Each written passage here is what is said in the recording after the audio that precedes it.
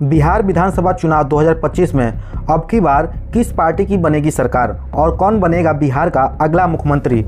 बिहार विधानसभा चुनाव 2025 का सबसे ताज़ा और सटीक ओपिनियन पोल सर्वे बिहार विधानसभा चुनाव को लेकर, जहां एक तरफ बीजेपी का एनडीए गठबंधन कई राज्यों में चुनाव जीतने के बाद अब बिहार विधानसभा चुनाव 2025 को लेकर बीजेपी के एनडीए गठबंधन ने अपनी बिहार में जीत की दावेदारी शुरू कर दी है।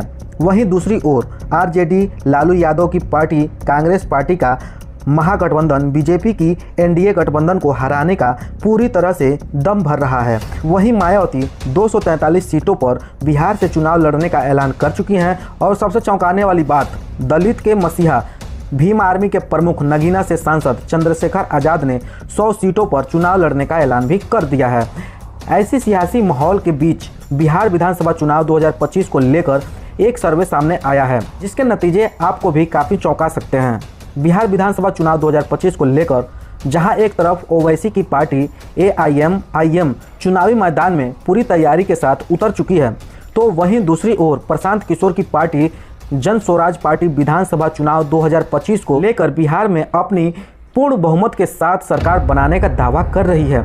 बिहार विधानसभा चुनाव 2025 को लेकर तेजस्वी यादव की अगुवाई और राहुल गांधी की मौजूदगी के साथ बिहार में बेरोजगारी, पलायन, महंगाई और कानून व्यवस्था जैसे मुद्दों को हथियार बनाकर कांग्रेस पार्टी का महागठबंधन बीजेपी के एनडीए गठबंधन को हराने का दम भर रहा है। ऐसे सियासी माहौल के बीच सर्वे सामने आया है। आज के इस ओपिनियन पोल सर्वे में हम जानेंगे बिहार विधानसभा चुनाव 2025 में अब की बार किस पार्टी की बनेगी सरकार। बिहार में कुल 243 विधानसभा सीटें हैं और किसी भी पार्टी को बिहार राज्य में अपनी सरकार बनाने के लिए 122 सीटों की आवश्यकता होती है। बिहार की राजधानी है पटना की बात करें तो राजधानी पटना में 14 विधानसभा की कुल सीटें हैं। 14 विधानसभा सीटों की बात करें तो नीतीश कुमार की पार्टी जेडीयू बीजेपी एनडीए गठबंधन को 5 विधानसभा सीट पर बढ़त मिल सकती है, तो वहीं लालू प्रसाद यादव की पार्टी आरजेडी कांग्रेस महागठबंधन को 4 विधानसभा सीट पर बढ़त मिलने का अनुमान है। प्रशांत किशोर की पार्टी जन स्वराज पार्टी को 3 सीट मिलने का अनुमान है, तो वहीं ओवैसी की पार्टी एआईएम को 1 विधानसभा सीट पर बढ़त मिल सकती है। बीएसपी को 1 सीट और चंद्रशेखर आज़ाद की पार्टी को 3 सीट मिल सकती है। बिहार के औरंगाबाद जिले में 6 विधानसभा की कुल सीटें हैं। 6 विधानसभा सीटों की बात करें तो नीतीश कुमार की पार्टी जेडीयू एनडीए गठबंधन को 4 सीट विधानसभा सीट पर बढ़त मिल सकती है।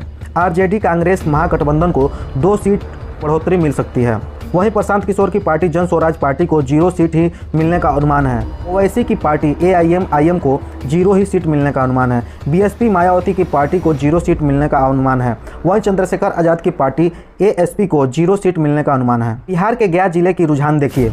बिहार विधानसभा चुनाव 2025 को लेकर जो जमीनी रुझान निकल कर सामने आ रहे हैं, गया में कुल सीटें हैं 10 विधानसभा सीटों में पार्टी जेडीयू एनडीए गठबंधन को 5 विधानसभा सीट, आरजेडी कांग्रेस महागठबंधन को 5 विधानसभा सीट, जन स्वराज पार्टी को 0 सीट, तो वहीं एआईएम को 0 सीट ही मिलने का अनुमान है। बिहार के गया जिले की कुल 10 विधानसभा सीटों की रुझान पर नज़र डालें तो यहाँ पर बीजेपी गठबंधन और कांग्रेस गठबंधन के बीच कांटे का मुकाबला होने की संभावना है। बिहार के दरभंगा जिले की बात कर लेते हैं। दरभंगा जिले के रुझान देखिए। दरभंगा जिले में 10 विधानसभा की कुल सीटें हैं। 10 विधानसभा सीटों में से नीतीश कुमार की पार्टी आरजेडीयू एनडीए गठबंधन को 4 विधानसभा सीट पर बढ़त मिल सकती है। वहीं लालू प्रसाद यादव की पार्टी आरजेडी कांग्रेस गठबंधन के खाते में 4 विधानसभा सीट जाने का अनुमान है। प्रशांत किशोर की पार्टी जन स्वराज पार्टी को 1 विधानसभा सीट पर बढ़त मिल सकती है। ओवैसी की पार्टी एआईएम को 0 ही सीट मिलने का अनुमान है। मायावती की पार्टी बीएसपी को 0 सीट मिलने का अनुमान है। वहीं चंद्रशेखर आज़ाद की पार्टी एएसपी को 1 सीट मिलने का अनुमान है। बिहार के कैमूर जिले में 4 विधानसभा सीटें हैं। 2 विधानसभा सीट भाजपा गठबंधन को मिलने की संभावना है। आरजेडी कांग्रेस गठबंधन को 1 विधानसभा सीट पर बढ़त मिल सकती है। कैमूर जिले में प्रशांत किशोर की पार्टी जन स्वराज पार्टी का खाता खुलने की संभावना नहीं है। कैमूर जिले में ओवैसी की पार्टी एआईएम को 1 विधानसभा सीट पर बढ़त मिल सकती है। मायावती की पार्टी बीएसपी को 0 सीट मिलने की संभावना है। चंद्रशेखर आज़ाद की पार्टी एएसपी को 0 सीट मिलने की संभावना है। भोजपुर जिले की रुझान देखिए। बिहार के भोजपुर जिले में 7 विधानसभा की सीटें हैं। 7 में से 2 विधानसभा सीट भाजपा गठबंधन को मिलने की संभावना है। आरजेडी कांग्रेस गठबंधन को 3 विधानसभा सीट पर बढ़त मिल सकती है। भोजपुर जिले में 1 विधानसभा सीट पर जन स्वराज पार्टी को फायदा हो सकता है। ओवैसी की पार्टी AIM को यहां पर नुकसान हो सकता है। मायावती की पार्टी BSP को 0 सीट मिलने की संभावना है। चंद्रशेखर आजाद की पार्टी ASP को 1 सीट मिलने की अनुमान है। गोपालगंज जिले में 6 विधानसभा की सीटें हैं। 6 विधानसभा सीटों की बात करें तो यहां पर AIM को 0 सीट, जन स्वराज पार्टी को 0 सीट मिलने की अनुमान है। आरजेडी कांग्रेस गठबंधन को 3 विधानसभा सीट पर बढ़त मिल सकती है, तो वहीं नीतीश कुमार की पार्टी JDU को भी 3 विधानसभा सीट पर बढ़त मिलने का अनुमान है। मायावती की पार्टी BSP को 0 सीट, चंद्रशेखर आजाद की पार्टी ASP को 0 सीट मिलने की अनुमान है। बिहार के खगड़िया जिले में 4 विधानसभा की सीटें हैं।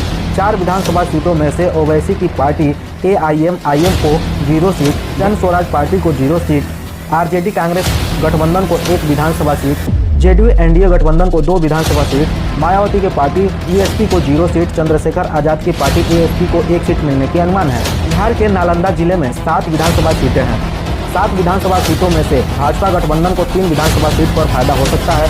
आरजेडी कांग्रेस गठबंधन को 3 विधानसभा सीट पर बढ़त मिलने का अनुमान है। प्रशांत किशोर की पार्टी और ओवैसी की पार्टी AIM को 0 सीट मिलने का अनुमान है। मायावती की पार्टी BSP को 1 सीट मिलने का अनुमान है। वहीं चंद्रशेखर आजाद की पार्टी ASP को 0 सीट मिलने का अनुमान है। बिहार के मधेपुर जिले के रुझान देखिए, 4 विधानसभा सीटें हैं। यहाँ पर देखें किस पार्टी को कितना सीट पर बढ़त मिल सकती है। भाजपा गठबंधन को 2 विधानसभा सीट, तो वहीं आरजेडी कांग्रेस गठबंधन को 2 विधानसभा सीट। मधेपुर जिले के रुझान देखिए तो यहाँ पर कांटे की लड़ाई मुकाबला हो सकता है और जन स्वराज पार्टी और AIM को 0 ही सीट मिलने का अनुमान है। बिहार के बेगूसराय जिले में 7 विधानसभा की सीटें हैं। 7 विधानसभा सीटों में से देखें ओवैसी की पार्टी AIM को 1 विधानसभा सीट पर यहाँ पर फायदा हो सकता है। जन स्वराज पार्टी को भी 1 विधानसभा सीट पर बढ़त मिलने का अनुमान है। आरजेडी कांग्रेस गठबंधन के खाते में 3 विधानसभा सीट हो सकती है, तो वहीं बेगूसराय के जिले में नीतीश कुमार की पार्टी NDA गठबंधन को 2 विधानसभा सीट पर बढ़त मिल सकती है और मायावती की पार्टी BSP को 0 सीट मिल सकती है और वहीं चंद्रशेखर आजाद की पार्टी ASP को भी 0 सीट मिल सकती है। बिहार के मधुबनी जिले में 10 विधानसभा की सीटें हैं। 10 विधानसभा सीटों में से बात करें तो यहाँ पर जन स्वराज पार्टी और AIM को तगड़ा नुकसान होने की संभावना है। नीतीश कुमार की पार्टी JDU BJP गठबंधन को 3 विधानसभा सीट, आरजेडी कांग्रेस गठबंधन को 6 विधानसभा सीट। बिहार के मधुबनी जिले में देखें तो यहाँ पर आरजेडी कांग्रेस गठबंधन को बढ़त मिलने का अनुमान है। मायावती की BSP पार्टी को यहाँ फायदा हो सकता है। चंद्रशेखर आजाद की पार्टी को ASP को 1 सीट मिलने की संभावना है। बिहार के सीतामढ़ी जिले में रुझान देखिए, यहाँ पर 8 विधानसभा की सीटें हैं। 8 विधानसभा सीटों में से 4 विधानसभा सीट भाजपा गठबंधन को जाने की संभावना है।